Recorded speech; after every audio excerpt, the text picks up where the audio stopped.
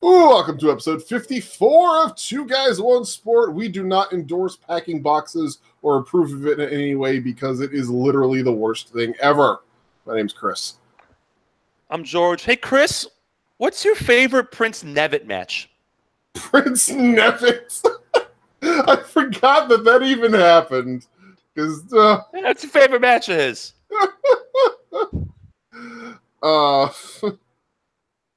I'm trying to come up with some creative wordplay with some of the Bullet Club OGs, and it's just not happening for me right now. Yeah. Prince Nevitt versus Kurt Anderson. Yeah. You know, Prince Nevitt with Kurt Anderson or whatever. Good luck, success. What a dweeb. What a fucking dweeb. Oh, my Lord. You know? Who wrote that? Yeah, it's not wrote. They didn't. I think he just blew the line. Yeah, either way. Somebody fucked up and they deserve to be vilified for it. Yeah. So how are you doing today, George? I'm going to set the stage today. Do you mind? No, go right ahead. I'm going to set the stage. We have matches of the week. I have a homework assignment for Chris that I'm going to tell him at the end of the episode. Okay. And we call that a tease in the radio business. I'm a radio veteran, so I had to tell Chris that meant tease, but he got it right away. Well, then it's also we'll go over the opposite day. Yeah, we'll go over the New Japan Cup real quick, and then the main event. We'll start looking at Wrestlemania non-title matches, and then we probably should talk a little bit about Daniel Bryan, right? Although I guess that kind of segues into the non-title matches. We're also as part of the New Japan coverage going to talk Strong Style Evolved. That's happening. Oh yeah, that's now or Sunday, right? Sunday.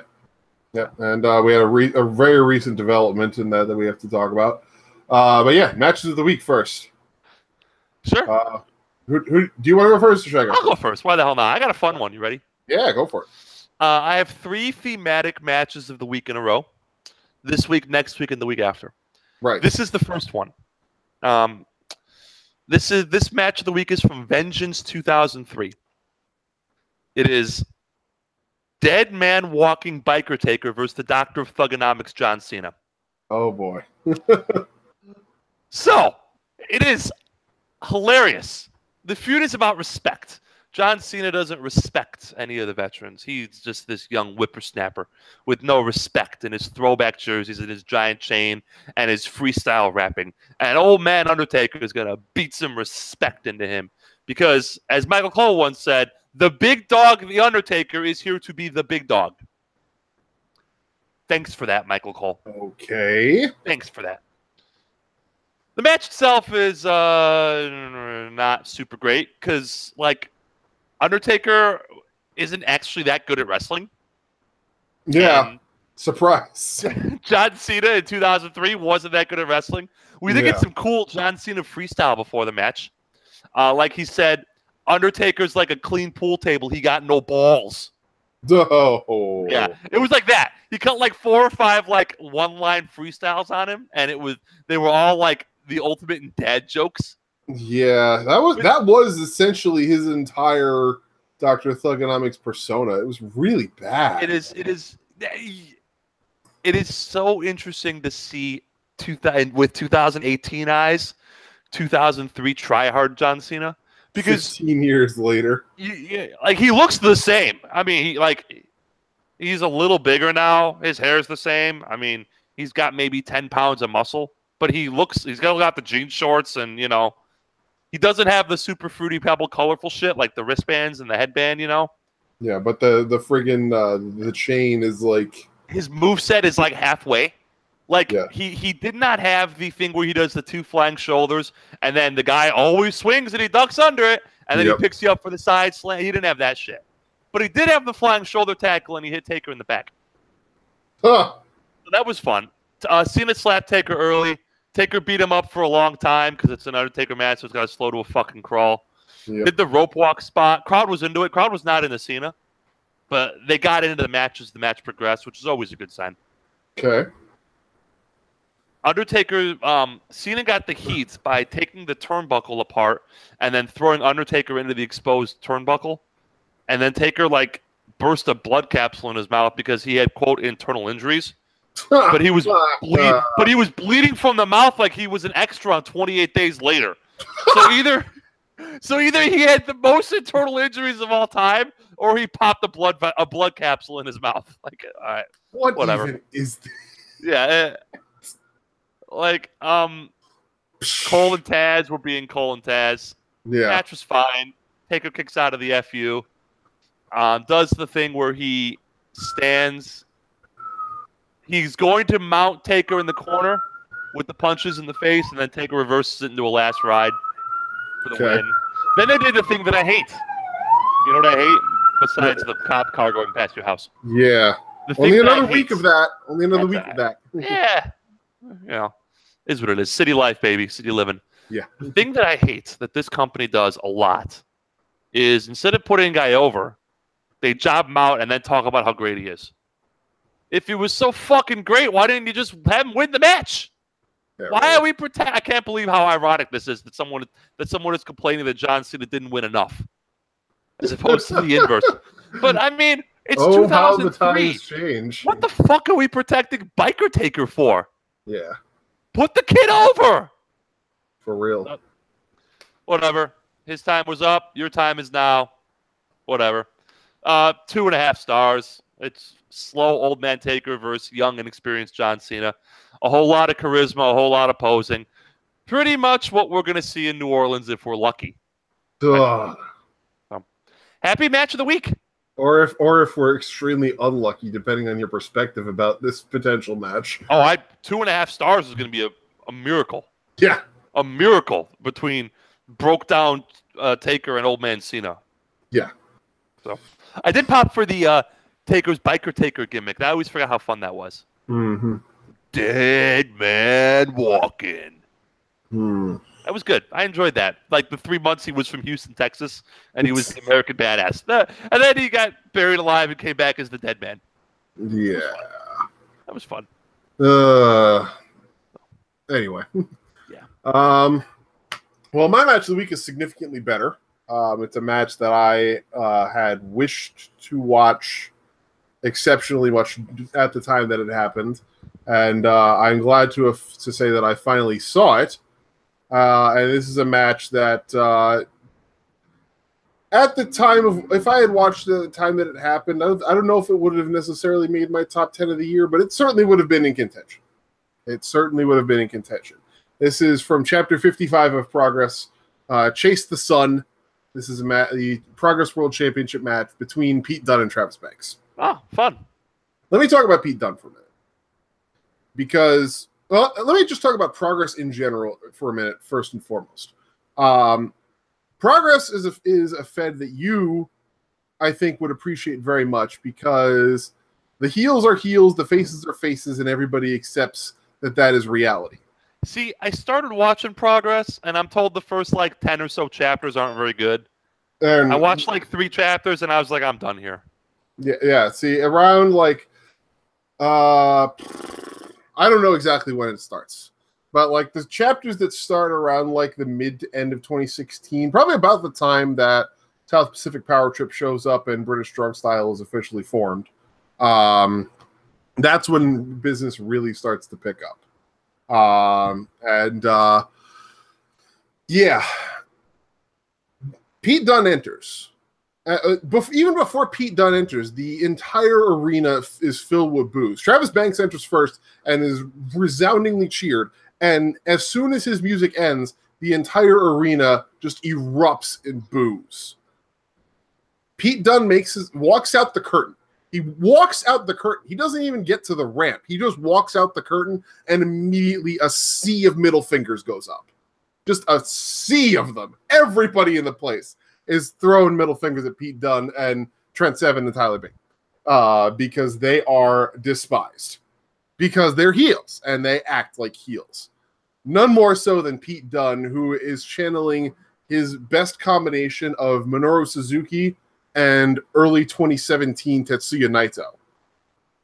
First thing he does after he walks through the curtain, he's got the WWE UK Championship and the Progress World Championship in his teeth. He does that thing where he bites the belts. He puts the strap. Yeah. He puts the UK title over his shoulder and throws the Progress Wrestling title down the stairs onto the ramp. Very first thing he does. Walks down the stairs, picks up the Progress title, puts it back in his teeth. And as he's walking in the aisle, fans are throwing the middle fingers right into his face. And he's just like slapping them away, getting in fans' faces, yelling at them, just being a complete asshole because he's a heel and he's doing it right. And the crowd is reacting appropriately. He gets to the ring. He shoves one of the ring crew out into the crowd before he gets in the ring, and makes his poses and all that stuff. Mouthing off to the crowd. I think at one point he even spits at the crowd. Just being the absolute jackass that he is. So Travis Banks, for his part, ensures that this match functions as it is supposed to, because the amount of hatred that there exists between Travis Banks and Pete Dunne, and between the two factions Travis Banks is in, South Pacific Power Trip and CCK, the hatred that those two factions have towards British Strong Style appropriately sets the tone for this match. When before the bell even starts, Travis Banks throws a drop kick right into Pete Dunne's face and sends him flying into the turnbuckle, and that's how the match starts. It's a freaking blood feud, and they just beat the shit out of each other. There are no rest holds. There's nothing fancy to this match. It is just a straight out brawl and a blood sport.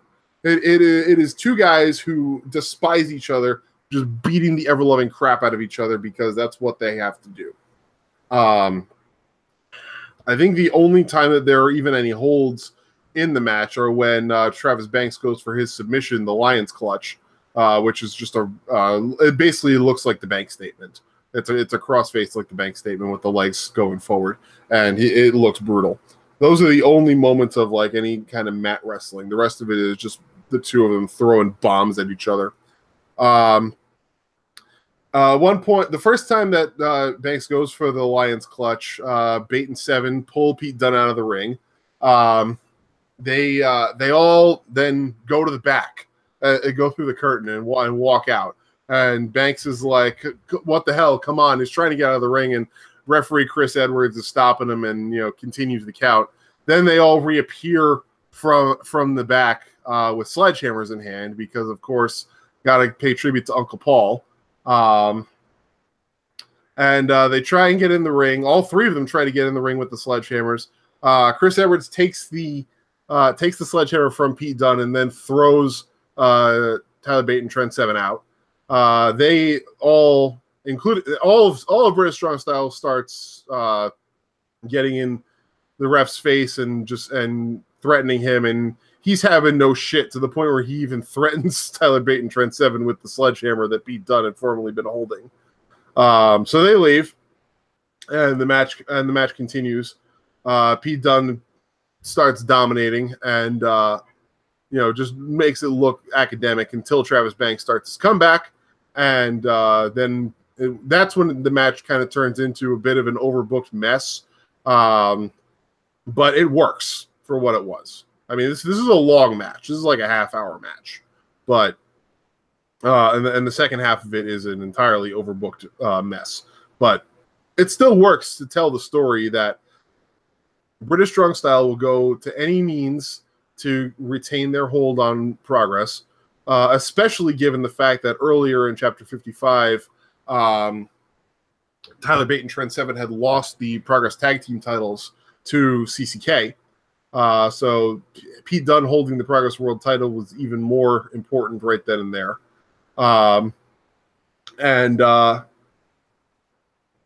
Meanwhile, Travis Banks would go to any means necessary in order to vanquish British Strong Style and to try and restore some semblance of order to Progress by any means necessary. So the overbooking starts when Pete Dunne goes for a step-up enziguri. Travis Banks ducks, and the ref eats the whole thing. So we get a low blow right into a pedigree. Another ref comes out. Travis Banks kicks out from the cover. Actually, no. It was a low blow into the bitter end, and Travis Banks kicks out of the bitter end. And everybody in the place goes freaking nuts because nobody's ever kicked out of the bitter end. So then the second ref, Pete Dunne just knocks the second ref out because he can't believe that the second ref didn't count fast enough. And then he I like it. We need more guy on ref violence. Yeah. And then he just grabs the sledgehammer that had been sitting in the corner of the ring and just bashes Travis Banks right in the face with it. And then goes for cover again. The third ref comes out, makes the cover, and Travis Banks kicks out again. And at that point, also the second rope on the ring actually broke. At some point along the way there during this whole mess, the second rope on the ring broke. So anything that went, any move after that went to the top rope got exceptionally dangerous. Like there was one point when Travis Banks went for a superplex, but because the second rope was drooping as much as it was, he basically had to do like a gorilla step up to get to the top rope to set up the superplex. It was pretty bananas, but when the third ref got knocked out, Tyler Bate and Trent Seven came back out. They set him up for Pete Dunne to hit Travis Banks with the sledgehammer again. TCK comes out and they take out Bate and Seven, and I think Pete goes for another sledgehammer hit. Except this time he goes to swing the sledgehammer and basically crush Travis Banks' skull, but one of the refs at that point had gotten back up, and I think this was still the third ref. The third ref then grabbed the sledgehammer out of Pete's hands before he could make the downswing, and so Pete Dunne knocks him out too. And finally, then Travis Banks then grabs the sledgehammer. Pete Dunne is like, whoa, hold on. And Travis Banks just shrugs and is like, yeah, fuck it. Hits him right in the face with it. Nice. And it's the Kiwi Crusher just in time for the first. Overbooked to shit this match sounds like. Oh, yeah. He hits the Kiwi Crusher right in time for the first ref to wake up again and count the 3 count, and that was it. So, yeah, the second half of this match was overbooked to hell. But, like I said, it worked for, selling just the emotional turmoil of this match and the hatred between these two guys, and the lengths to which they would go to retain their positions, or in Travis Banks' case, to ascend to the top. So after the match, Pete Dunne grabs the belt. He looks at it with this look of disgust on his face, and then just tosses it to Travis Banks and just gives him the whatever hand wave, and it's just like, yeah, whatever, I'm done, and walks away. And that was that. And then he and the rest of British Strong Style, they just kind of slink to the back while CCK celebrates with Travis Banks in the ring because he's finally accomplished his big goal. And then Travis Banks' parents come out of the crowd and they celebrate with him in the ring too. And it's just this nice heartfelt moment for a guy who was very clearly the fan favorite by a country mile. Like I've said before that Travis Banks could be the next Daniel Bryan. And I mean it every time I say it, because the dude has the same level of babyface appeal that Daniel Bryan had in his prime. He's just, you can't deny the fact that you just got to love the guy. Even when he's acting like a jackass with South Pacific Power Trip, he does so in a way that, even though the crowd will boo because he's being a heel, he does in a way that you just can't deny. Yeah, he knows what he's doing. He's definitely got the charisma for any role that he can play. And as a babyface, there is none better right now in the business. He's stellar. So highly recommend the match. I gave it 4 1/4. Nice. Knocked it a few points because of all the overbooking, but the emotional toll of the match really just was. It was too good to not go above 4. And like I said, it was definitely something that if I had watched it during 2017, it probably would have been something I would have had to consider for my top 10 list. I don't know if it would have actually made the list, but it definitely would have been in contention. It would have been in the also receiving votes? Yeah. Okay, that's fair. Great match. That's fair. So, where do you want to go? Where you want to go? Let's do New Japan. Sure. Let's start with the New Japan Cup. You're gonna be carrying the bulk of this because I watched all three of the I watched the 2 semifinals and I watched the final. Yeah. Semifinal number 1, Tanahashi Juice. Yeah. Tanahashi won. All these matches were long as fuck, by the way. Yeah, let me just also clarify for the audience here.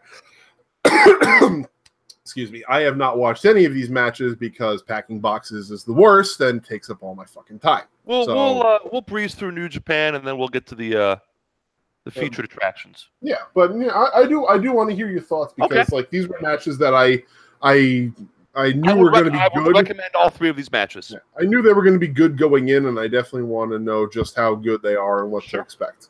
Tanahashi Juice Robinson, semifinal number 1, March 16th from Korakuen Hall. Yep. This was a pretty slow-paced match, to be honest. This whole tournament felt like a throwback. A lot of these matches were really slowly paced. Mm-hmm. So if you are looking for like something out of Lucha or something out of a New Japan Juniors match, where guys just go a million miles a minute, this is not going to be your tournament. Yeah. And these are not going to be your matches.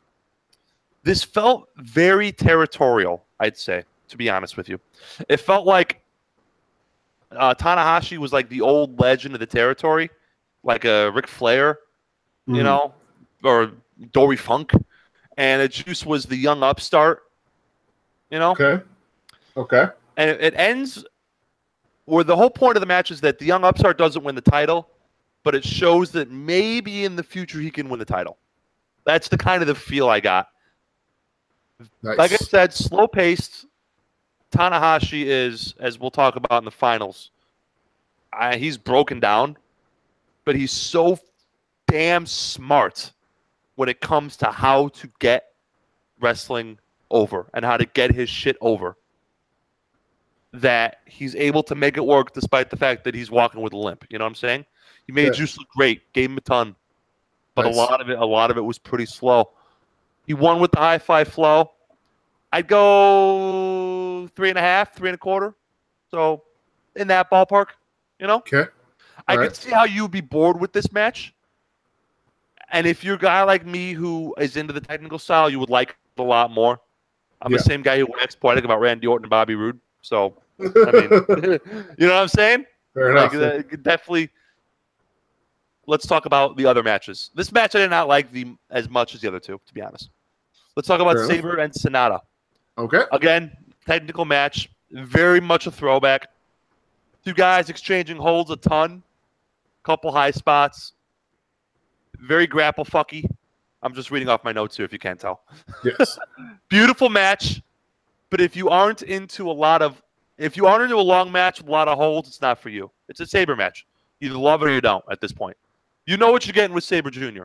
You're getting cool submissions, a lot of changing grips, a lot of shit you've never seen before.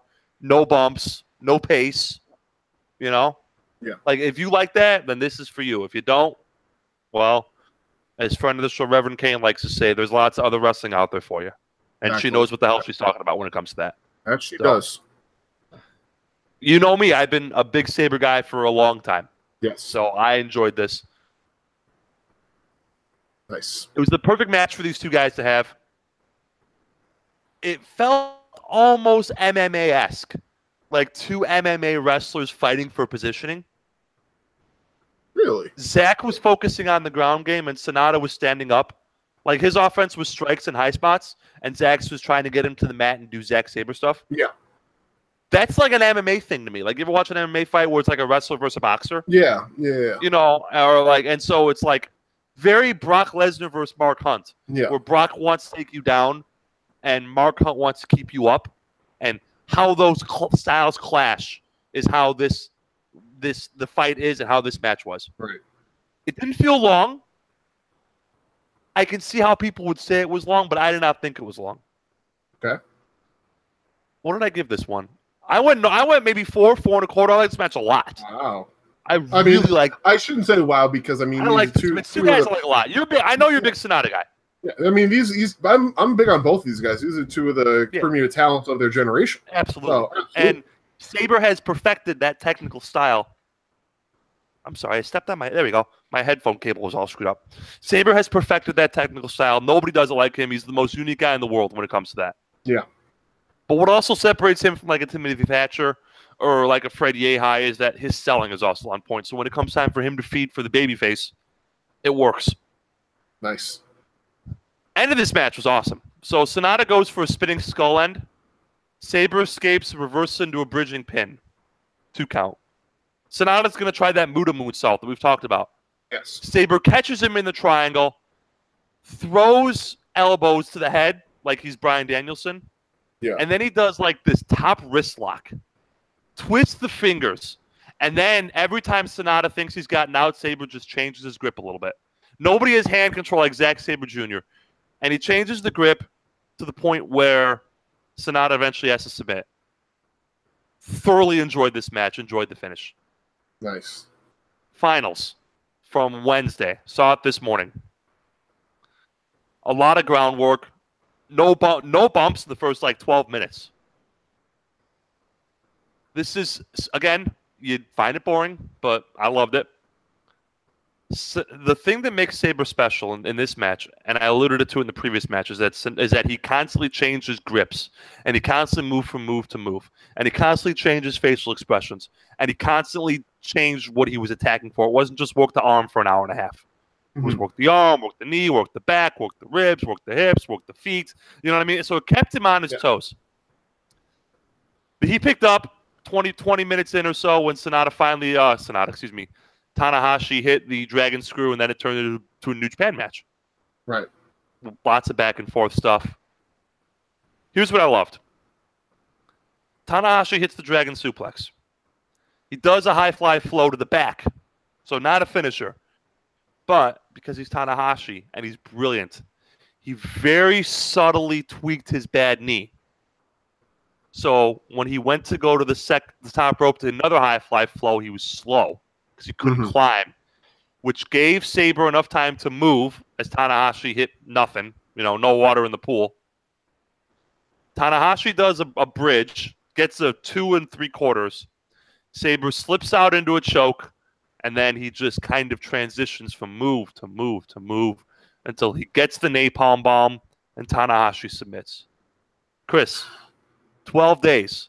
Zack Sabre Jr. has tapped out Naito, Ibushi, Sonata, and Tanahashi. You don't get That's a fucking roll. You don't get a much more studied lineup. You want to make a guy, man. That's how you make a guy. Yeah. We haven't seen this in years. Yeah. Like there's a reason that he holds as many belts as he does, and he's so good. And you know what? It's funny as hell because where did I put him? Chris, I love Minoru Suzuki, but I hate his group. Yeah. I used to fucking hate these guys. I love these guys because the main change is that Suzuki stopped depending on them and they stopped depending on him. And now they don't do bullshit run-ins anymore. Yeah. Chris, Suzuki Gun is on a roll. They're having great matches. Takumi Kinochu is the hype guy. Is good stuff. Minoru Suzuki is one of the best in the world right now. And I thoroughly enjoyed all of these Sabre matches. Again, I can see how they'd be divisive. But if you want to watch something that's very retro, very British, very 70s in 2018, and have it still be adapted to work, I would recommend these, and I would really recommend the final. I went 4.5 in the final. Loved it. Nice. Loved it. Loved it. When you're done packing, my friend, watch them. For sure. So, I might that's a quick dirty New Japan Cup. I might actually have as a self reward, I might do a little bit of wrestling viewing after I go sign my lease on Saturday. So, might do a little bit of that. And I'll have to keep that in my lineup of potential things to watch. Yeah. All right. That's good. I like that Sabre is relentless. He gets you down, and then just when you think you're out, he transitions his wrists or his elbows or whatever. And next thing you know, he's either elbowing you in the head or all of a sudden you're twisted in about 14 different spots. Nice. Did Sabre announce who he's challenging? It's going to be Okada. That's Genesis. Nice. And you know what? You know what he's going to lose? And it don't matter. He's going to lose. The match's going to be 4.5, 4 3/4. It's going to be great. But you know what? Here's the deal, though. They've made Zack Sabre Jr. He's a made man. He's a made man. Win or lose this match. Oh, go on. He's a made man anywhere he goes at this point. You know, he's a made man. He's a made man in his native homeland of the UK. He's a made man on mainland Europe. He's a made man in the U.S. Indies, and now he's also a made man in Japan. You know how Chris Jericho always said he was the guy who beat The Rock and Steve Austin in one night? And nobody remembers that he only held the title for 6 weeks. Mm-hmm. Nobody remembers. He's going to lose to Tana. He's going to lose to Okada. And assuming the match isn't a disaster, which I would be astonished if it was a disaster, not going to matter. He's a made man. You know why? Because he's going to wrestle Okada at the G1, and he's going to beat him at the G1. Mm-hmm. Or tie him at the G1, because he's a made man. And that's what made men do in this company. Or he's going to semi-main against Naito again at Dominion if Jericho isn't there, because that's what made men do. This guy's a made man. He's got the suit on. You know, he's ready to rock and roll. And eventually, when the time comes, when Minoru Suzuki turns full-blown babyface, Sabre's going to be the one. Sabre's going to kick him out of Suzuki Gun, and it's going to be Sabre Gun, because that's what made men do. I was calling for that last year. You were. You take the victory lap, my friend. Yeah. But here's the. I mean, that's what. This is how you push a guy. Yeah. You want to make somebody. I say this all the time, Chris. Roll the tapes. You want to make a guy? Make a guy. Don't do what Cena and Undertaker did in 03 where the guy loses and you're still covering for his ass. Oh, he's got his respect now. Bitch, no. Yeah, that's not how it works. Wins and losses actually do matter. Yep. Bingo. Bingo. Wins and losses matter. And watch all 4 of these Sabre matches. Every time he gets the guy to submit, the crowd gasps. Audibly gasps. Yep. So, yeah, that's my quick and dirty New Japan Cup. Watch the matches. They were all great. Fantastic. I wish I could take copious notes and do what I normally do, but I watched them at work on my phone, so I was trying to be kind of inconspicuous, you know? Certainly. So. All right. Next up, leading into the next big event for New Japan, which is happening this Sunday. I have thoughts on these matches. Actually, wait. 25th. Oh, right? yeah. It is this Sunday. Yes, I'm sorry. I got fouled up because the press conference for this event happened last night. But yes, this Sunday in Long Beach, California, Strong Style Evolved is being presented by New Japan Pro Wrestling. I'm going to give you a side. I'm going to give you a curveball on this. Okay. I'm going to tell you which match I am most looking forward to, and it's not going to be the match you think it is. Go through the matches, and I'll tell you which one I'm most looking forward to. All right. Well, starting at the bottom of the card. It's not the bottom of the card. Obviously not. But, actually, I think I can guess which one it is, and I know it's not the main event, but I think I can guess which one. And I'm excited for the main event, but it is not the main event. Yeah, I think I know which one it is. But anyway, this is airing on Access TV at 8 p.m. Eastern Time on Sunday. And there will be live coverage throughout the show, obviously, on Access TV. And then I believe after that it will then go up for New Japan World. It's a 24-hour delay before it goes up on the World. I think I heard that somewhere. But if you don't have Access TV, that's how you can get it. It's get it on New Japan World. So starting at the bottom of the card, the opening match will be a 6-man tag. Roppongi 3K and Rocky Romero versus The Addiction and Scorpio Sky. Ring of Honor talent coming in to supplement the New Japan. This match should be pretty good. I mean, we talked about Rocky Romero being a detriment to Roppongi 3K at this point. Yeah, it really is. But the match showing you're the truth. So this match should be pretty good. They're going to be spectacular, yep. Next up, we've got tag team match Gedo and Haruki Goto versus Juice Robinson and David Finlay. I believe that this is going to be where they set up Juice Robinson versus Haruki Goto for the Never Openweight Championship at Sakura Genesis, which I am perfectly okay with. Because absolutely. I like the slow progression. Match. Yeah, and I think that Juice should win that match. I hope he does. So should I. Over Goto? Yeah. I mean, Goto's a made man. We know where Goto belongs on the card. He's in his place. He was right where he belongs, and he is not going to go above or below where he's at because he does what he does and he does it well, and he doesn't need to continue to be pushed any further than he's already been, and he doesn't need to be brought down at all. He is exactly where he belongs at the age of 37, and he's still got it. He's still got plenty of skill to keep going, but he doesn't need to be pushed anywhere else on the card. So he can stay right where he is, and losing the title to Juice will not have any detriment on him. So I believe that Juice holding the title heading into Dominion will be a big benefit for him. So, but that's just me. Next up, your kind of match, not really at all. This is actually a match that I probably will not even want to watch by any stretch. Chuck Taylor and Toru Yano versus Killer Elite Squad. Yeah, I'm good. Yeah, no. I'm good. And I like Killer Elite Squad. Whatever. I'm not a Killer Elite Squad guy. I enjoy Toru Yano and Chuck Taylor in small doses, but this is whatever. No thank you match.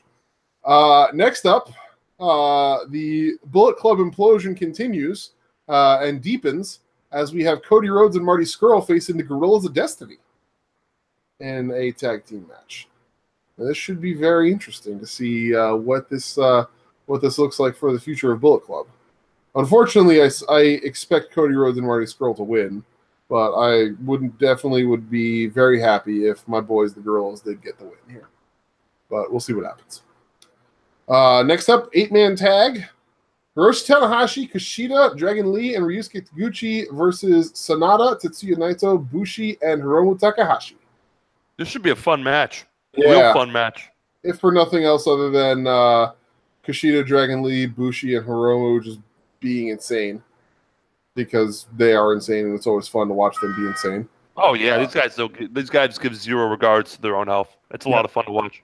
Naito and Tanahashi slapping the shit out of each other will happen again, and it'll be great. Should be a fun if meaningless 8-man tag, it should still be a fun 8-man tag. Next up, a match that was changed, officially announced today that it would be changing because Rey Mysterio was scheduled to be appearing this Sunday, but he will be missing the event due to suffering a grade 1 partial tear of his left biceps. Yeah, he's going to Birmingham. Back at a Northeast Wrestling indie event earlier in March. He's been in talks with WWE about a return to the company. Still no word about if this is going to be affecting that in any way, but he definitely will not be able to. He's going to Birmingham to Dr. Andrews to get checked out by the guy who the WWE uses a lot. So that should tell us that he is probably still negotiating with the Fed. Yeah. That they're sending him to their doctor, Exactly, yeah. So the dream match between Rey Mysterio and Jushin Thunder Liger will have to wait, unfortunately. But taking his place will be Will Ospreay. So we have Jushin Thunder Liger versus Will Ospreay. This should be a fun match. Will kind of trying to inherit the mantle from Jushin should be an interesting time. Next up, match that I am extremely excited for. I think this is going to be the match you're most excited for. I know it's the match I'm most excited for. Ooh, tell me. Then I'll see if you're right. Tag team match, Kazuchika Okada and Tomohiro Ishii versus Zack Sabre Jr. and Minoru Suzuki. It is not the match I am most excited for. Wow. I am excited for this match. Don't get me wrong. But it is not the match I am most excited for. I should say excited. It is not the match I am most interested in. Okay. And I'll tell you why when we get to that match. All right. Now, this match should be very good. And nobody has loved Minoru Suzuki more than me this year. And Sabre, I just waxed poetic about him for 10 minutes. Yep. So this match should be a lot of fun. Would it surprise you, my friend, if Sabre taps out Okada? Not in the least. That's what I expect. That's what I expect this finish to be. Man. That's what I expect this finish to be. I expect this to be. You're a made man. Yep. I expect this to be Sabre tapping out Okada after a fucking brawl that leaves both. I expect both Ishii and Suzuki to still be brawling on the outside while Okada's getting submitted. Exactly. I expect half of ringside to be in utter destructive ruins because of Ishii and Suzuki brawling with each other, because that's what they do when they brawl with each other. They fucking beat everything in their path to rubble. It'll be fun. Yeah, and I mean we've seen the only matchup here that we haven't seen among these four guys is Okada Sabre. We've seen Ishii versus Sabre twice last year. They had two stellar matches. Mm-hmm. We've seen Ishii versus Suzuki, also stellar matches. Also good, yes. And we've seen Suzuki Okada, which was multiple times. Usually First great. one not so great. G1 awesome. Yep. So the only fresh matchup here is Sabre Okada. Yeah, and it will be good. This will be a taste of what we get at Sakura Genesis, and I expect it to be excellent. And funny story, funny bit here. We've talked about the fact that Okada getting it at the tender age of 30. Zack Sabre Jr. is also only 30 years old. These two guys have the potential to carry the entire industry on their backs for the next 10 years. These two guys. Along with one other guy in America who we don't need to talk about. But these two guys have the potential to be the standard bearers for all of wrestling on a worldwide scale for the next 10 years, barring some sort of heinous injuries, which I doubt will happen. You can't ask for better. Both of them are just stellar performers. Just amazing stuff. Next. So I guess by process of elimination, this is the match you're most invested in. I am. Let me tell you why. This is IWGP United States Championship match between champion Jay White versus challenger Hangman Page. Let me tell you why I'm interested in this match. Okay. One, it is being put in a position to fail. Look at where this match is on the card. Yeah. This match is going to this is going to be like a 4-hour show, right? Yep. This match is being put semi-main event after everyone else has already come out and gotten their pops, and before the four guys the crowd wants to see. Yeah. If they can get the crowd on their side, it will be proof positive that Jay White is something special. If Jay White can turn a crowd that isn't really that invested in him at this point, in a semi-main event at the midway point or 3/4 of the way through a long show, it will show that he is something special. Because this crowd is not going to be predisposed to cheering for him just by dint of where this match is on the card. Yeah. And that's point number one. Point number two, Hangman Page getting a little bit better, my friend. Oh, yeah. Getting a little bit better. He's getting better, man. You can see the improvement. Yeah. So, and I expect these two to have a good match. The wild card is, will the crowd care? Now, these are the hardest of the hardcores. But that may actually be a detriment, because I don't know if the hardest of the hardcores like Jay White the way that they like Minoru Suzuki or the way that they like Tomohiro Ishii. Yeah. But you want to talk about youngins. Jay White's 25, man. The sky's the limit. Yeah. I expect this match to be good. I expect the crowd to come alive for this match. The dude absolutely had the investment of the crowds during his time in Ring of Honor. Yes. But that was before Switchblade. That was before he changed his whole gimmick and became the Switchblade character. So how the crowd reacts to that is going to really be the determining factor. Because it's going to be, will they have moved past the false start at Wrestle Kingdom, or will they still have the bad taste in their mouth from Wrestle Kingdom? That's really going to be the determining factor. Like, did these people watch New Beginning and see the amazing matches he had at New Beginning? That's going to be where what really makes. And have these people been watching him do the character work on YouTube and on New Japan World? Oh yeah, that's the thing. Yeah. Now again, these are the hardcores. If anyone's watching, videos with English subtitles, or I guess in his case it'd be Japanese subtitles. If anyone's watching videos with subtitles on New Japan World, it's the people going to this show. Yeah. Absolutely. But I am curious to see how well he gets the crowd on his side, given the position that it is in the card. Maybe maybe there's also the possibility, and I'm not saying it's a likely possibility, but there is also the possibility that Jay White plays the heel here, and Hangman Page plays the babyface. I think that's not a bad idea because Page, by dint of his association with the Bucks and the Bullet Club, may be the babyface by default. Yeah. To this crowd. Yeah. So I would not be surprised in the least if we see Jay White out the gate, going for, dirty breaks and not clean strikes and just acting like a real asshole. That would work. That would work for his character immensely. So we'll see. Then the main event, a dream match in any arena, any place in the world, a match that we never expected that we would ever see.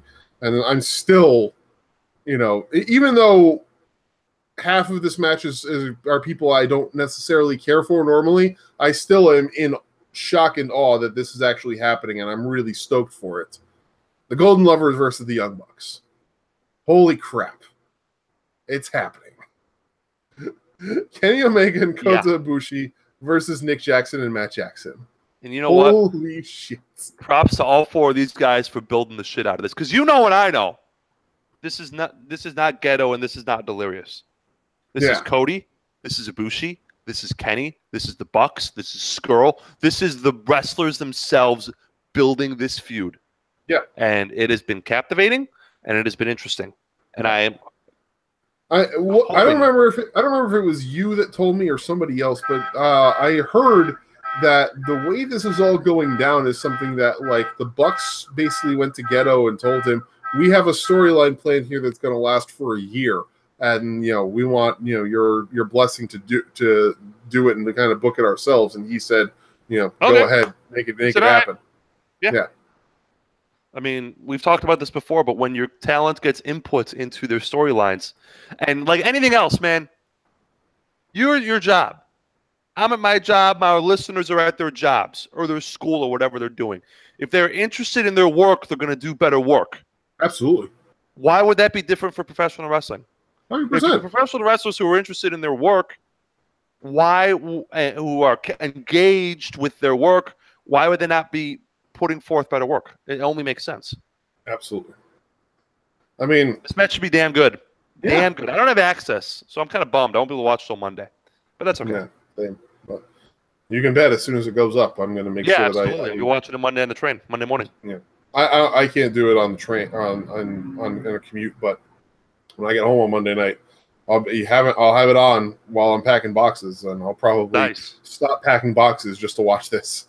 Fucking packing, dude. It's the dirt worst. It is. I hate it. But, it's got to happen. Got a week. A week until we don't have street noise in the background of these shows. I like it. It kind of adds a little bit of verisimilitude to the show. Yeah, but by the same adds a little bit of ambience. By the same token, a little bit more professional sound quality would not go amiss here. That's all I'm saying. Sure. But yeah. So that's Strong Style Evolved. And like I said, you can either catch it on Access or catch it on the World the next day. And that will very much set the stage for what we can look for in Sakura Genesis and then heading further into Dominion. It's exciting times in New Japan. There's a lot of great stuff going on. Let's shift our focus now over to WWE, and we'll talk about some major happenings. We should talk about one of the best wrestlers of all time getting allowed to do his thing. Yeah, Daniel Bryan is cleared again, and is allowed to come back to working in the ring. And if you did not see it, he cut a promo at the start of SmackDown this week that was emotional and heartfelt, and really, really just put into perspective just how important this is, and what this means to him, and what this means for everybody that is involved here, because Daniel Bryan loves this business. He loves this business like as much as he loves his wife and his child, and being able to come back and to do what he loves finally, I think is something that means as much to him as maintaining his family. So thank goodness for WWE finally doing what they should have done what I think they should have done a long time ago. Well, but that is. There's two reasons they did this, Chris. No, yeah. One, his contract's up in 6 months. Yeah. And two, their TV contract's up in a year. Yeah. They do not run an altruistic business model. They never have, and and to be quite frank, they should not. Their business they're in the business to make money. They believe that having Daniel Bryan wrestle will make them money. And in fairness to them, he wants to wrestle. It's not like they're putting a gun to the guy's head and saying, get in the ring, you know? Yeah. So why not? Exactly. Like, they want to make money. He wants to make money. He wants to wrestle. What's the downside? Now, they want ratings. Exactly. And he's drawing ratings. Yeah. As friend of the show, Cam Tierney, pointed out on Twitter. Yeah. Drawing ratings for SmackDown. Now, my question to you is this. And this is gonna be kind of a loaded question, and you'll see when I say it. Okay.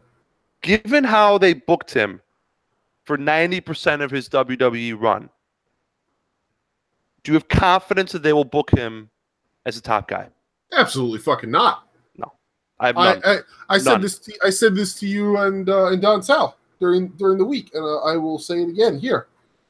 My belief, I don't know if it's necessarily a belief, but I would not at all be surprised if after WrestleMania he then comes out a week or a couple weeks later and cuts a promo basically bashing the entire crowd and saying, "You never believed in me, you never gave me a chance, so I'm done relying on you," and basically calling them all assholes. No, I don't even think it's going to be like that. I think they realize that he'll never be a heel. He'll never get a proper heel reaction, as good as he is. I think they're going to treat him more like Finn Balor than they do John Cena. Yeah, that's. Think of this, right, Chris? Now WWE likes to change their past and lionize what they've done and how great he was. Okay, let's real quickly run through the Daniel Bryan timeline. Let's do 30 seconds of Daniel Bryan in the WWE. He comes back at SummerSlam. I'm going to forget the stuff beforehand with the choking because that was Mattel and not them. Okay. Mm-hmm. Comes back at SummerSlam 2010. He's feuding with The Miz for the U.S. title. He holds the U.S. title for a little bit, right? Then he does the version who doesn't date girls with the Bella twins, but he makes it work because he's so fucking charismatic, right? Right. Then he wins the B-Show's belt, the very clearly upper mid-card championship belt. Loses it in 18 seconds, gets the yes chant over with Kane, placed in a feud with Kane, but he makes it work because he's so fucking charismatic. You sense a trend here, man?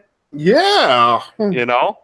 Like, then he's placed in the ring with a bunch of other people in Seattle, Washington, and gets a super big ovation because, wait for it, he's really charismatic.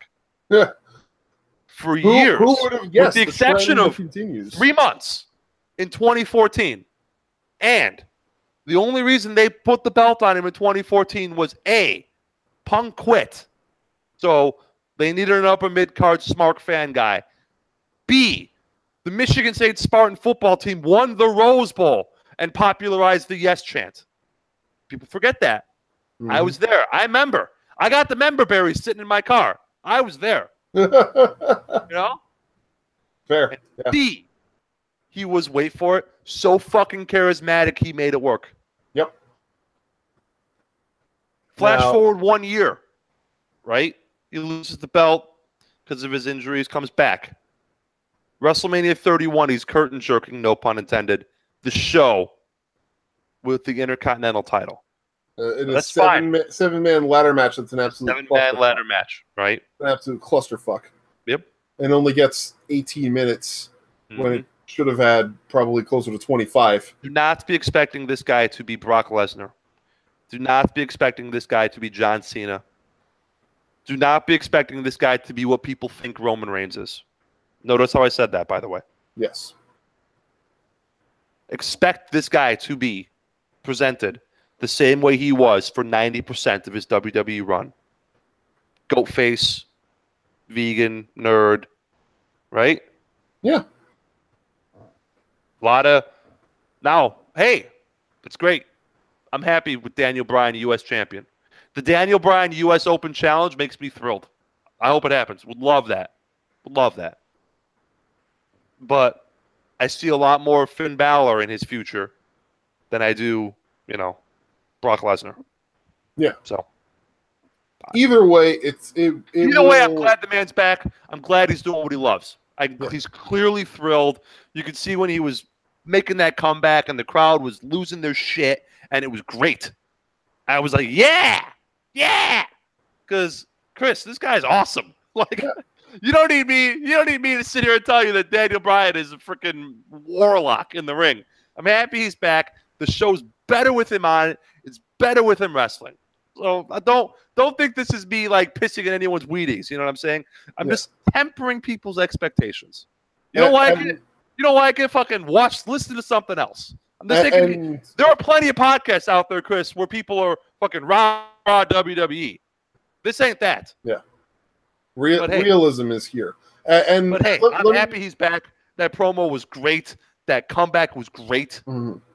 Kevin Owens needs to stop screaming. Yeah, that was not great. Let me add on to that though. Before we get to that, before we get to what happened at the end of the show, let me add on to what you were saying. I think that either way, no matter what they do with him, when it comes time for his contract renegotiations in September, I think we'll have a very clear idea of how that's going based on his booking. Because if they start booking him in situations where he is made to look really bad, then we know that's WWE trying to damage his stock on the way out. I would not put that past him. I think he's re-signing either way. I think no one will be able to offer him the kind of money that WWE will, nor the job security that WWE will. This is true. I think he is. I think he's re-signing either way. Which, hey, God bless. I'm never not gonna tell a guy he can't deserve to get a long-term deal from the biggest wrestling company in the world. I can't. No way. Better than bouncing around from bingo hall to VFW to bingo hall. So I don't think that he would be in big halls and VFWs. I think that it would be Arena Mexico and Karakin Hall. But even still, you're absolutely right. No one can offer him the kind of money that WWE can.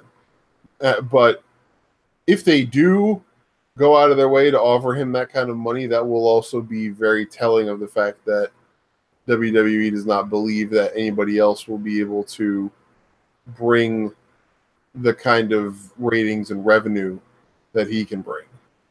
Even with the people who they have at the top. And let's be clear here. People who they have at the top are definitely drawing numbers. But it's not the kind of numbers that WWE wants or is used to by any stretch. And another caveat to that I will also add. The hardcore fans like to make all this rah-rah noise about how, if they pushed people like AJ or Nakamura or anything like that to the point that they push people like Roman Reigns or John Cena or Brock Lesnar, that the show would be so much better. Well, here's my point. I know you hate YouTube numbers. I do hate YouTube numbers. But it's worth noting that midweek, like Thursday, Wednesday and Thursday, between Wednesday and Thursday, it was eminently clear that the Nakamura Rusev AJ segment was doing basically no numbers on YouTube, while the Roman Brock segment was dominating and only outstripped by the Daniel Bryan segment. That was the only one. The Daniel Bryan segments were the only ones to get better numbers than the Roman Reigns and Brock Lesnar segment on YouTube. Because yeah, of course, people are going to say, "Oh, but it's WrestleMania season; it's the time of the casuals." That's been happening for months now. That Romans and Brock and Cena and all of them have been doing better than AJ and Nakamura and all the people that the hardcores want to say would be just as good if they got the push. I don't know about that. But that's neither here nor there. Either way, Daniel Bryan's coming back, and we basically have an immediate idea of what he's doing. Mm-hmm. Because I'm so happy he's back. He's so damn good. He's the king of taking chicken salad and chicken shit and making it into chicken salad. Yeah. Because he's been giving a lot of chicken shit.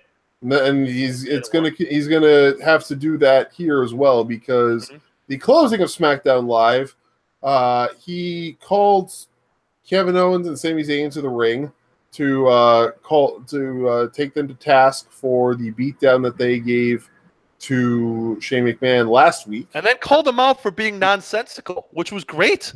Yeah, and it made sense. They got everything they wanted. Why are they still going after Shane? Yeah, and Shane quit. And he showed the proper level of empathy that he had to, and relatable experience of, being a guy who knows what it's like to come from those VFWs and bingo halls and get fired from WWE and have to go back to them, and the possibilities of being able to come back to them. He made that work very well too. Very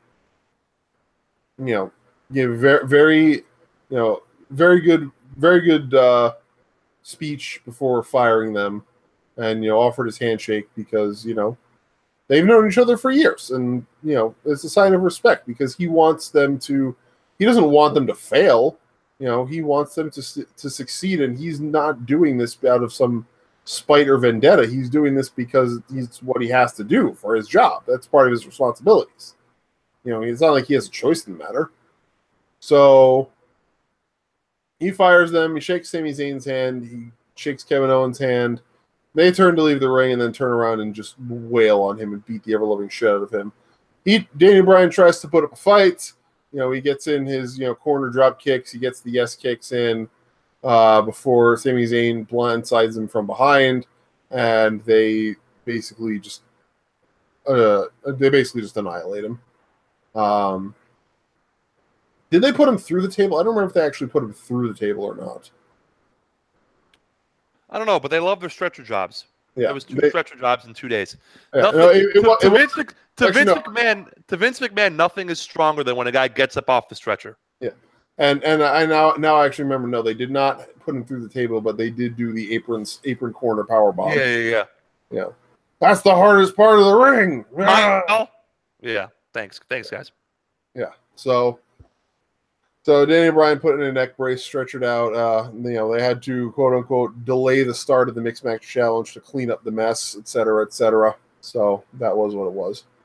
I watched the MMC this week. Who won? Who do you think? I actually need to address the mixed match challenge. The mixed match challenge was I didn't watch it. I was on a date. Was Braun Strowman and Alexa Bliss versus The Miz and Asuka. And for some ungodly reason, the WWE is now retconning in that tag matches and these mixed match challenge matches are part of Asuka's streak. Even though they made it abundantly clear that the streak is like when the singles matches, when the streak first came into play, it was only singles matches.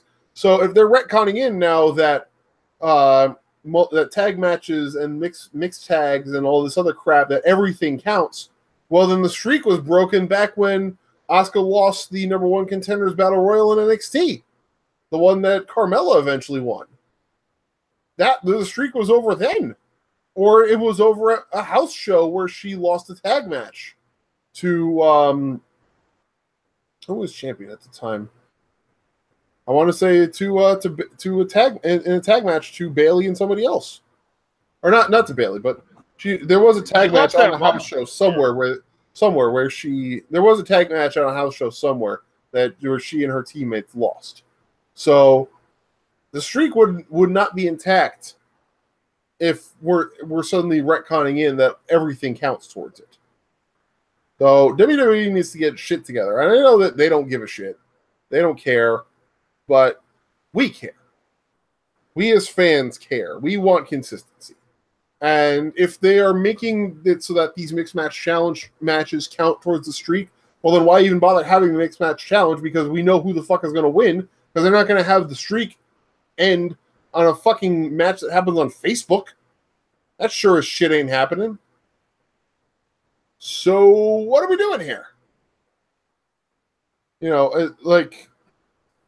We're being lazy. That's what we're doing here. Yeah, there's a whole lot of laziness happening. So, yeah.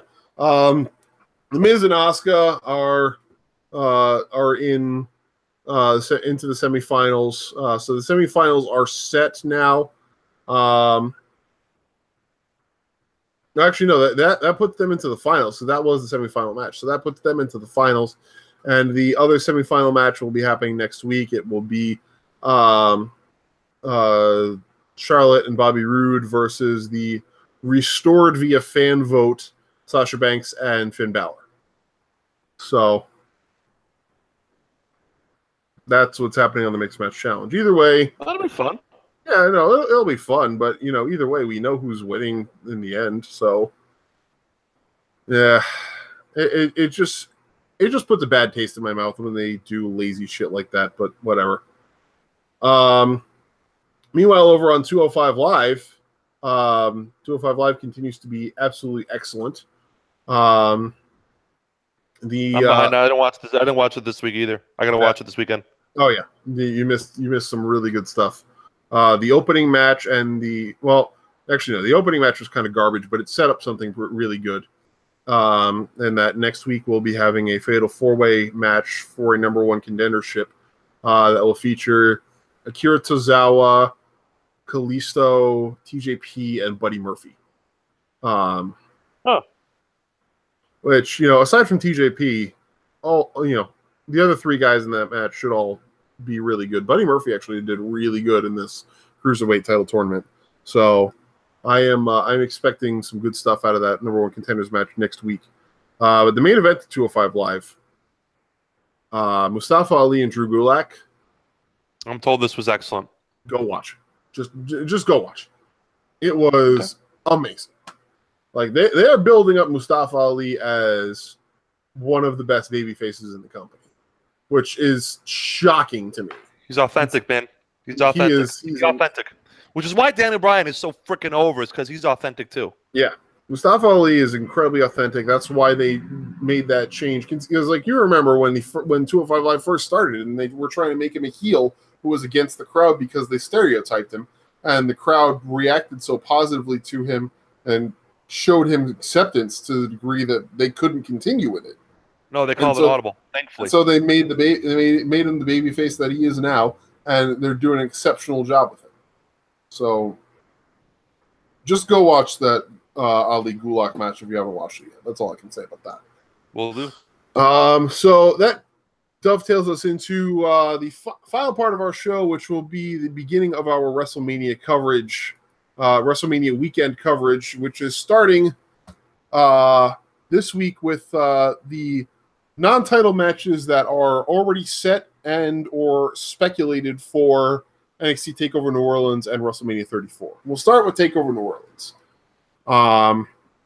Chris? I have to reference back to the opening of this week's NXT, which, if you did not watch, NXT this week was also excellent. How many matches was it? It was 4? Either 3 or 4 matches, all of which I really liked and definitely worth a watch. Sweet. I'll check it out this weekend. The opening of NXT this week was Tommaso Ciampa coming down to the ring to yet again another chorus of boos and people in the crowd holding up Johnny Gargano face signs. I love this guy. Chants of "We want 600 Johnny." of them, like there always are. Yeah, I hate when there's that many because you can tell they're planted. Yeah, they were definitely handed out, but that's what I meant. It I hate when worked there's that many. Yeah, but still, whatever. Either way, it worked for what it was.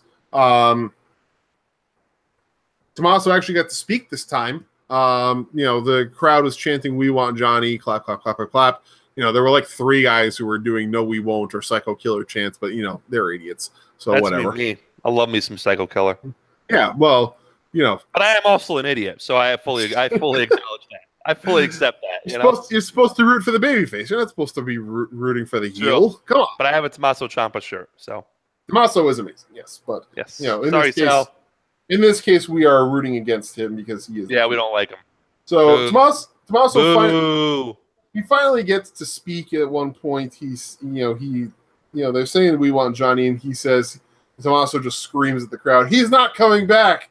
He's not coming back! He's gone! He's over!"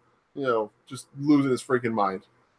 Nice. He gets out of the ring, goes over along the rail, channels his inner Pete Dunne, and starts going up to fans and grabbing their Johnny Gargano face signs and just ripping them up and crumpling them up into balls, throwing them away. He takes one from a little girl and gets her close to the point of crying when he crumples up her signs and throws it back at her. He gets in some elderly grandmother's face and she gives him a big thumbs down. He's just jawing at her. Yeah, it's great. Good stuff. And then I'm gonna watch this. That sounds awesome. And then he goes to that corner where Izzy and her parents always sit at there's a ramp that leads back to the backstage area. Yeah. So when you walk into the ring to the right. Yeah. When you're walking down the entry ramp, it's on the right where the ring stairs are. Yeah. So he gets to that corner, and somebody is there holding up a huge Johnny Gargano sign, and he grabs the thing. And it's a guy in a lucha mask who immediately rips off the mask and it's fucking Johnny Gargano. Oh! He jumps the barricade and just starts beating the fucking shit out of Ciampa. The crowd loses their minds and are all cheering their hearts out for him. He's just throwing hands, just beating the crap out of Ciampa, full mount, just fists right to the skull, going ham. It takes 3 security guys to bodily rip him off of Ciampa and carry him out of the arena. Yeah, I love it. I'm in. Can't wait to watch. Yeah, and Ciampa in the ring, even after Gargano's been carted off, is still in complete shock. Just like he's got that look on his face, like, no, he's not supposed to be here. He was finished. No, it's impossible. No, yeah. It's impossible. I love wrestling. Yeah, it was great. I love wrestling sometimes, man. It's so great. It's so good. So yeah. I think it's obvious that Takeover New Orleans is going to feature what is likely to be an unsanctioned match between Johnny Gargano and Tommaso Ciampa. Now, the wrinkle that I don't know if it's going to be added into this or not, but potentially, I believe what we might see is Mr. Regal add a stipulation that if Johnny wins the match, his NXT contract is restored and he's brought back. Huh. See, I don't know if they're going to do it. I don't like that. Because didn't Johnny put up that contract himself? Yes, he did. Yeah, I mean, I don't know if they are. I know you're just speculating, obviously. Yes.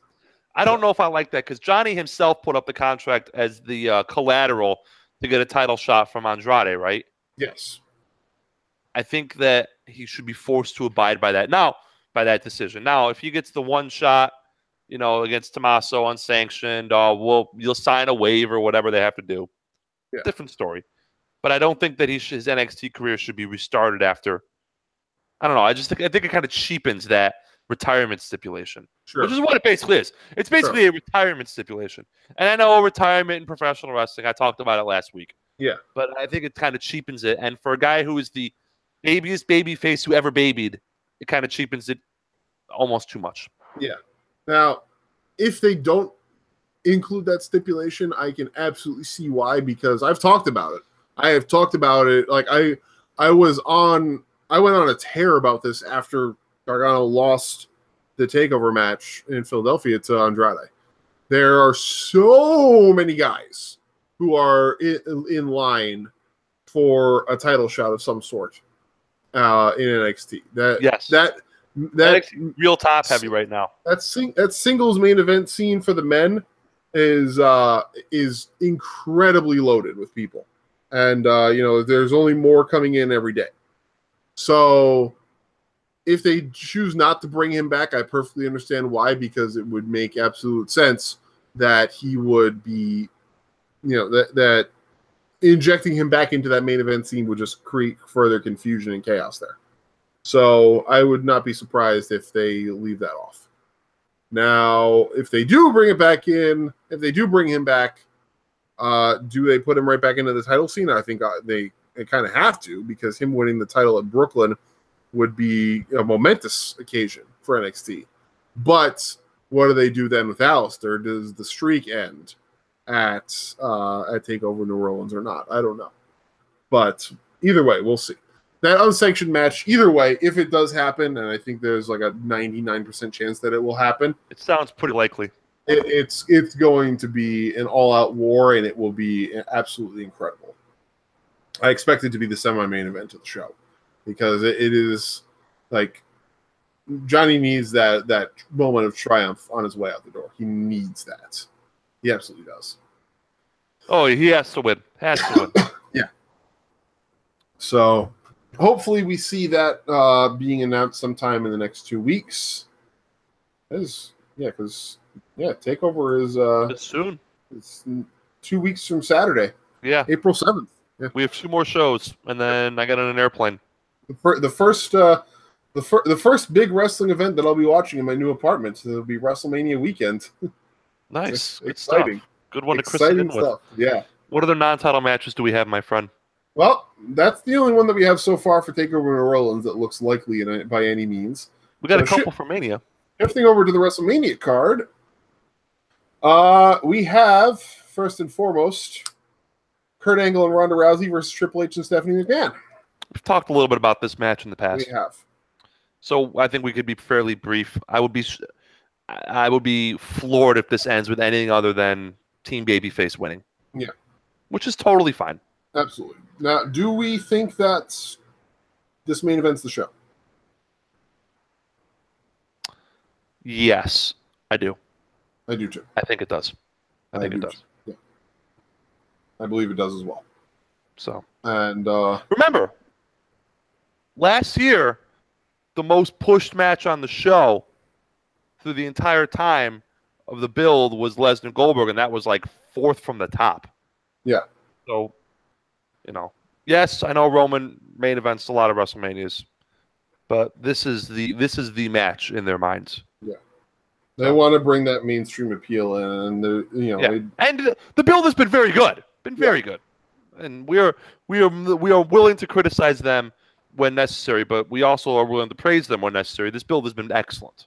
I will give one moment of criticism here. Ronda cut a promo this week, and then was interrupted by Dana Brooke, of all people. Oh yeah. And then Dana Brooke went and got in her face, and then backed down when Ronda started to show she was getting angry. Went for a handshake. Ronda shook her hand, and then wouldn't let go. Did the whole pull her back in thing, and then tossed her with some really weird looking judo throw that she's never done before. That's okay. It's judo. Judo's weird like that. Here's the thing. Like, for someone who is already I don't want Ronda to be sterile though. I don't mind if she busts out weird shit though. I'm not saying that I want her to be sterile, but I want her to do things that she's comfortable with. That move did not look comfortable by any means, and it looked like it had the potential to be disastrous because Dana Brooke's head landed about 6 inches away from a microphone that was on the floor of the ring. That's just bad luck, though, unfortunately. If Dana Brooke's head had hit the microphone, it would have been really fucking awful. So would have been a cool noise, though. I don't know about that. I like when the guy used the microphone as a weapon, then you hear the ding, or the big thud. Yeah, sometimes it works. Sometimes it works. Sometimes they have those big square things that are underneath the head of the microphone. That can't feel very with good. The WWE logo.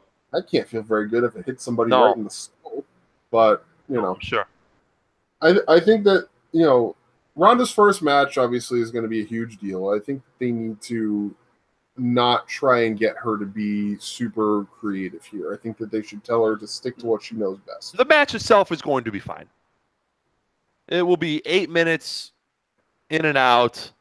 You sure and about a lot that? of Angle and Trips are going to do a lot of the heavy lifting. Ronda comes in as the hot tag. You know, Steph runs her mouth, gets armbar. The match will be fine. You really think that they're going to have a WrestleMania main event that's only 8 minutes long? Maybe 12. Dude, Brock Roman was like 16. Yeah, you know? But I think you have to factor in the fact that that was changed at the last minute, though. It was changed last minute, but the first 90% of the match was 15 minutes then. Seth Rollins came in 30 seconds. I think if that match had gone to a finish, it wouldn't have gone 25 minutes, you know? Yeah, maybe not. I don't know. I would not expect this to go super duper long. This is not going to be 25 minutes back and forth. This is going to be Kurt Angle. First of all, none of these four are actual quote unquote wrestlers. Right. Who the hell is, of these four, who's playing the babyface in peril for 20 minutes? Kurt Angle? Kurt Angle can't sell. Kurt Angle, who had to get carted out of a handicap tag match. Obviously, no one on half the match. Obviously, it's not Ronda is going to be your hot tag, as she should be. Yeah. You know? So Kurt Angle's going to have to sell a beating, and he's not going to do that for 20 minutes. It's not going to happen. Not in the least, no. I'm telling you, I think I'm set. The over-under, I think, is like 13 and a half minutes, to be honest with you. That's the over-under. All right, that's fair. Like, that's power. 8, maybe 8's a little short, but I'm thinking 12, 13, give or take. How long was the Cena, Nikki versus Miz and Maurice match last year? You got the tab open? Not very long. Let me see. I mean, just the match, not the proposal, not the entrances, just the belt. How long was that match? 33. That match, bell to bell, was, as I scroll down, 9 minutes. So, I mean, 12 seems about right. Yeah. You know there's gonna be long ass elaborate entrances because it's fucking Triple H at WrestleMania. You know there's gonna be a lot of posturing before the bell rings. There's gonna be a lot. So the match itself, the segment, there's gonna be a long, super long video. So the actual segment from the end of the match before this match to when the show goes off the air may be half an hour. But the actual match itself may only be like 13 minutes, is my estimation. And it ends with a double tap out. Yeah. The only way this story can end is a double tap out.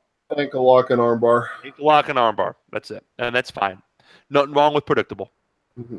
And I'm 100% sincere. Not a damn thing wrong with predictable. Certainly. So. Do you think that Ronda does any more moves on Triple H during the match? No, I think they not during the match itself. The match itself will be strictly intergender. It will not be. It will not, maybe during the bill, maybe the go home show. You know, that different story. Like she's put him through a table once. You know, maybe he holds her back and handcuffs her or something. You know, okay, fine, whatever. But the match itself, I think, will maybe a slap will be fairly limited in terms of the cross-gender action because they're very worried about that, the perception of that, and rightfully so. Yeah. So, and rightfully so. That stuff, as fun as it can be, does not draw well, and it only really works on a small scale where you don't have giant advertisers to worry about. Right. Exactly. So I understand that. I understand them being very cautious with that. Yeah, I can agree. I get that.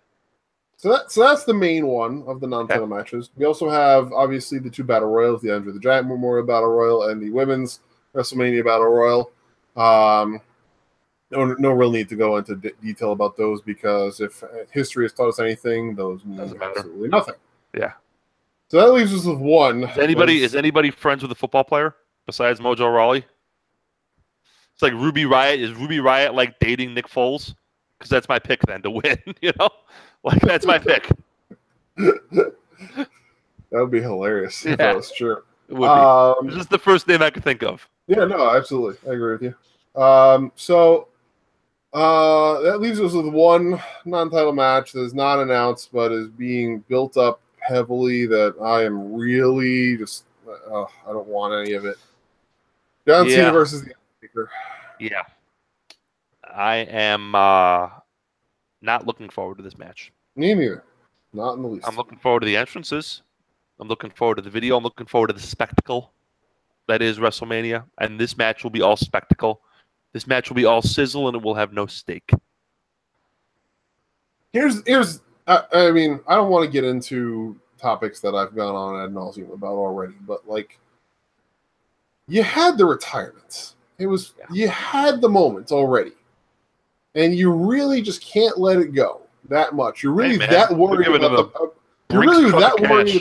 You're really that worried about the freaking network buy rate, though, that you think. Apparently they are. Apparently they're worried about the attendance there too. Maybe they are. Maybe it's not drawn well. I don't know. It's like, honestly, it's a crutch at this point. WWE. I know that Vince is just surrounded by yes men, but even he, at his senile age of 72, can't be that senile at this point that he thinks that continuing to book the casuals like he does is going to be the immediate fix for all the problems. There's been too many trends. There's too many freaking trend lines that make a very clear picture that the problems that they have are not going to be fixed by part-timers.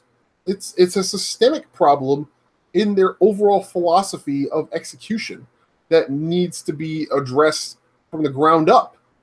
You can't just continue to throw more freaking cement on the pile to cover the hole that just continues to go down.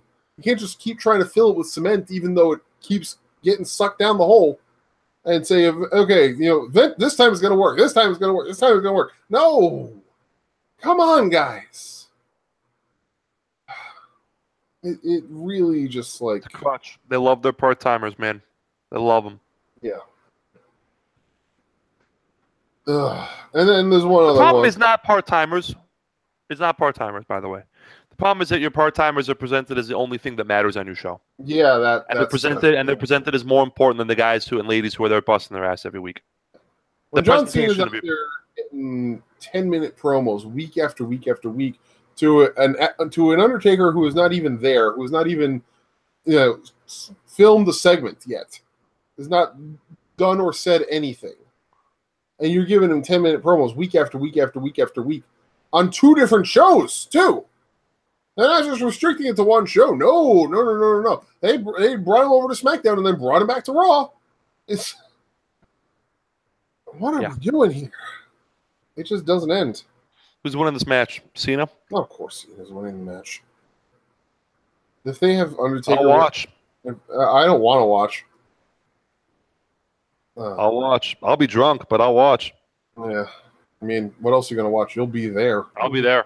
I can walk around. True. Buy a Drew Brees jersey. There's one other match that has been... The table has been set for it. Now all that's left is for them to actually make the match. Mm-hmm. Shane McMahon and Daniel Bryan versus Sami Zayn and Kevin Owens. I'll definitely watch that. Daniel Bryan and Sami Zayn. Excited for... one of 2 things is going to happen, both of which are going to be absurd. Either Shane McMahon is going to be the babyface in peril, or Shane McMahon is going to be the hot tag. Both of which are ludicrous to me. Yeah. Either we're getting more of Shane McMahon selling, which you've forbidden me from making fun of after last week's episode. Yeah, no more of that. We're getting Shane McMahon hot tag. I can't see Shane McMahon being the hot tag because if this ends with anything, more selling. If this ends with anything other than either a yes lock or a running knee, I don't see. But here's the deal, though. That's the crowd being into this. That's team part timer going over team full timer, though. True, but whatever. That's absolutely at least on the verge of being a full timer. That's absolutely what's happening, though. I mean, there's no way they have Daniel Bryan lose his WrestleMania return. No, nor should they. The heel should lose. Yeah, but needless to say, Sami Zayn and then to a lesser extent Daniel Bryan are going to be carrying the major weight in this match in terms of making it watchable. Yes, because we've gone on about Kevin Owens and we've gone on about Shane McMahon. Yes, I forbade you to talk about Shane McMahon's noises while he's selling, but the inconsistency of his selling overall. We've gone on about that as well. The freaking no sell of the triple powerbomb before Survivor Series. He is no sold Braun a couple of times. The list goes on. Shane is he's no sold AJ a lot. Oh yes, he has. I know. Oh yes. Yeah, and now there's been plenty of times here where he's no sold Kevin and Sammy. Mm-hmm. So it's almost like he's pretty bad at wrestling, Chris. Yeah, who would have guessed? The guy who cosplays as a wrestler is actually really bad at the real thing. You want your homework assignment? Yeah, go right ahead. I have, and this is for the class. Everyone's involved here. This is a homework assignment for all of you. You may have to DM me a reminder about it, but go ahead. That's fine. Everyone's involved. Okay. Your match of the week next week is your homework assignment. You ready? Okay. I've started a relationship with a lady. Things are going well. Okay. Sooner or later, I'm going to have to show her a professional wrestling match to explain to her why I like watching professional wrestling. Okay. I would like you to pick that match for me and explain why I should show her this match. Oh, okay. Now, do that. My qualifications.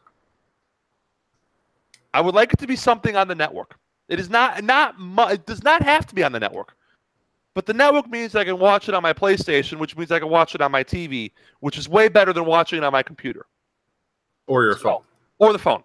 Yes. Not a deal breaker. But I would like it to be something on the network, just so that would be a lot easier for me to sit on the couch, with a bottle of wine or whatever, and say, hey, I like watching wrestling. You should watch this match. Then maybe you too will like watching wrestling. Okay. So I have one in mind, and I will tell you next week. Okay. It will not be my match of the week because I've already done it as a match of the week. But I have one in mind, and I will explain why I think this is a good match for a novice non-fan to watch and understand why professional wrestling is great. So that is your homework assignment. All right. Class, listeners, if you have any recommendations as to the match that I should show this lady, and you can tell me why. My Twitter is @GitSavis. Shoot me a DM or a tweet. Tell me I think you should watch this match because of reasons X, Y, and Z. Matt, I would have put my entire paycheck that I'm getting tomorrow on a bet that you would put that match in the chat right there of Sasha Bailey. See, here's the problem with Sasha Bailey Brooklyn. It's the culmination of a long ass story. Yeah. Like, I'd like it to be something you can just kind of jump into, Like, I'm not going to show her Okada Omega 3, even though that match is fucking great. Because without having watched Okada Omega 1 and 2, you kind of lose it a little bit, Yeah. Like, without having watched the whole story of Bailey go from, like, nothing to something, you lose the fact that she wins the title. Mm-hmm. I'd like it to just be it could be the second match of a trilogy, or that's not a non-starter, but something that's really self-contained, I think, would be perfect. See, self-contained is hard. It doesn't. Again, the nice thing is with the WWE, they show those cool videos. Yeah, but I don't think, for example, my favorite match of all time is Punk Cena Money in the Bank. I don't know if you can show that to a non-fan without having to sit and explain why CM Punk was so beloved. You can't and why John Cena was so hated, and why John Cena was the corporate face for 10 years. I'd like to not do a lot of explaining, So a great wrestling match should just be able to tell me the story. The Punk Rock would not be no, same thing. You ready for the one I have? I'll tell you the one I thought of, and you can tell. And this will give you an idea as to what I'm thinking. Triple H, Daniel Bryan from WrestleMania, because all you have to explain is the winner of this match goes to the main event, and the big guy with the muscles is the bad guy, and the little guy with the beard is the good guy, and it is ultimate good guy versus ultimate bad guy. You can essentially break down the. That's it, and the match itself is fucking awesome, and everyone involved in the match does their role to perfection, and the crowd is white hot. That's kind of what I'm looking for. It's something in that vein. I don't want to have to spend 25 minutes explaining to this poor lady why this match rules. I just want the match to just be the match, Do you care if it's something that might make her squeamish? Like what? Cena Umaga, last man standing. That's a good one. It's not bad. I like to stay away from the blood though for a little. Yeah, That's a good one. That's good, but something like I would do like Hogan Andre, but like that match is fucking terrible. I actually have one in mind. That I haven't ever seen, but I have one in mind that I think That's your match. That's your match of the week for next week. All right, I will do that. Hopefully this relationship is still going on next week. Otherwise, it's going to be a pretty awkward segment. Yeah, be real kind of an awkward bit of airtime if this relationship is not going on in 7 days. You know. True. Whatever. Life. Whatever. It'll be evergreen enough that the next one after that I can use. Yeah, so for sure. All right. Speaking of next week, next week's show we're going to be recapping Strong Style Evolved, looking at what happened over in Long Beach and seeing what gets set up for the road to Sakura Genesis, which is, let me just check my New Japan calendar, which totally isn't Wikipedia. Wait, what? Okay, actually, apparently Sakura Genesis is happening in when? April 1st. Soon, right? April 1st. Really? The same night as WrestleMania. Oh. So no, WrestleMania is the 7th. Oh yeah, that's right. Oh yeah, WrestleMania is the 8th. So, yeah, whatever. Yeah. So that Sunday. Yeah. So yeah, I guess next week we're Easter also Sunday. Easter Sunday with New Japan. Yeah. So next week I guess we're Before you go to church, or after you come back from church, if you go to midnight service, we can watch a little bit of Puro. Yeah, I guess we're gonna have a full preview of Sakura Genesis next week, since I had no freaking idea that it was happening in a week and a half. So the big matches. Yeah. Well, I mean, I'm pretty sure the whole card will be set by then. True. But yeah, we'll have our full preview of that, as well as the recap of Strong Style Evolved, as I said, and our WrestleMania weekend preview will continue with a look at some of the major indie shows that are going to be happening that weekend. We'll be looking at one that I'm going to. We're going to be looking at some things like Shimmer 100. We'll be looking at the WWN Super Show and both Evolve shows that are happening. We're going to be looking at ROH Supercard of Honor. That is the event that they're having that weekend, right? Yeah, the Supercard of Honor Saturday night. Yep. And anything else that I look at that seems like it would be worth. I'm going to the WWN show Friday night. Yes, you are. Going right from the airplane to the show. Yeah, and with good reason too. So yeah, we'll have our looks at all of those, and that will be our continuation of our WrestleMania weekend preview coverage. So yeah, that's next week for episode 55. Good old 5-5. That's it. Double nickel. So now then, plugs. Yes.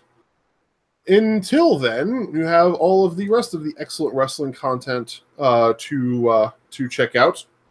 Wednesday night, you have Wednesday Night Shooting with Tanya Rogers and Andrew M. Swift, two of the best wrestling podcasters on the scene today. They know their shit. They are wonderful to listen to. If you're not listening to them, you are definitely missing out. So be sure to check them out. Phil Dawson with the Dawson Report. I will be on Sunday, 4 o'clock my time. Phil and I are going to talk some NBA, a little NFL, maybe a little wrestling. We'll see. So is that officially now? That is officially what the Dawson Report is going to be? Is going to be? No, this is just me doing a one-off. Okay, so yeah, we wanted to talk a little NFL free agency, a little NBA playoffs, a little March Madness. All right. Sunday, 4 o'clock my time. All right. 5 o'clock your time. That will be another Philip Dawson produced show. Yeah. Yeah, the Dawson Report is his solo show, but he does about wrestling coverage. But it seems that some of that will be worked into this Sunday show as well. Mm-hmm. Yeah, it's going to be mostly shoot sports, but I think we're going to do a little wrestling talk. Yep. So be sure to follow Philip at Philip Bexman on Twitter to keep appraised of that. Also, I should probably shout out Tanya and Andrew's Twitters. You can find Tanya on Twitter at Militia Malice Joe, and you can find Andrew on Twitter at Andrew M. Swift. Keep an eye out for what's going on with Wednesday Night Shooting. Don Sal with Match Fixing on Friday nights recently recorded an episode that featured Tanya Rogers as a guest. You can find him at Kusmano_Sal, and you can also follow Cedar Bridge Media at Cedar Bridge Media for information about match fixing.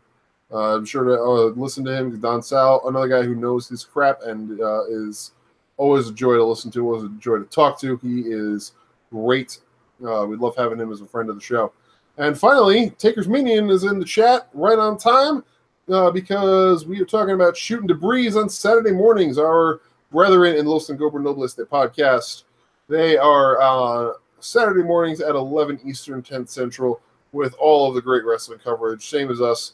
Very much more in-depth, longer show. So grab your breakfast, get your coffee, and check out Shooting Debris with Taker's Minion and Mr. Dr. Senju. You can find them on Twitter at Shootin'daBreeze1, I believe is the handle. Let me just go to Twitter and confirm that. SHOO.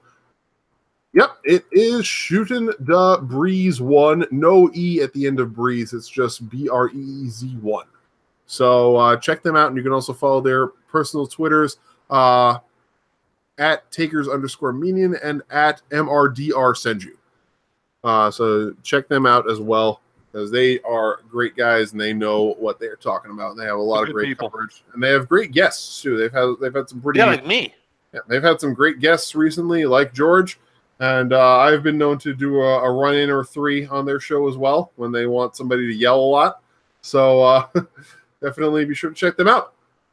You can also follow our friends at the Married Marks at Married Marks Podcast. You can follow Not Your Demographic at Not Your Demo Pod, and you can follow Facelock Feministas at Facelock Fems to find them on all major podcasting syndication networks. Let me just make sure I got the Married Marks. No, it's just at Married Marks for the Married Marks Podcast.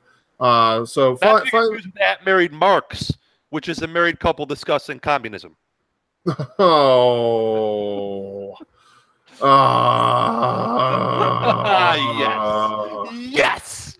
That show was so great. I love that. Damn, God, I love me some me. Cannot believe you. I love me some me right now. You done good, kid. You done good. I'll give you that one. You done good. But yeah, you can follow all of them for information about their shows and to find them on all major podcast and syndication networks. And if you are aware of any other wrestling podcasts that you would like us to promote, be sure to send us a DM or just send us a message. Let us know to give them a shout out on our show, because as we always say, we enjoy promoting quality wrestling podcast within the community. Yeah. So, you can follow us on Twitter as well at 2guys1sport, number 1 in the handle, as well as our personal handles at GitSavas and at CrazyChris576. You can find us also on iTunes. The link for our iTunes channel is in the description below the video. Go over there, subscribe, give us a rating, give us a recommendation, and of course, as always, be sure to let everybody you know who's a wrestling fan to come on over on Thursday nights and hang out with us. We love having you all in the chat. Love having you all to hang out and give some of the banter about the graps with us. Always great to have all of you here. Thank you. You make this show as successful as it is, and we would not be what we are without you. And that is it. George, as always, take us out. As always, class, you have your homework assignment. I need matches to show to the lady. So keep that in mind. Shoot me a Twitter message or a DM at GitSavas. But a sincere thank you for hanging out with us. Chris and I really do appreciate you guys. You're good people. Thank you for listening, texting, messaging, tweeting, whatever you do. We dig it. That's Chris. I'm George. This is 2 Guys, 1 Sport. Enjoy your weekend, everybody. And don't work yourselves into a shoot. And you know what? Don't be a dick. And don't be a dick. Shouldn't have to be said, but I got to say it. The cardinal rule of progress applies everywhere. Don't be a dick. Thanks again, everybody. Episode 54 is in the books.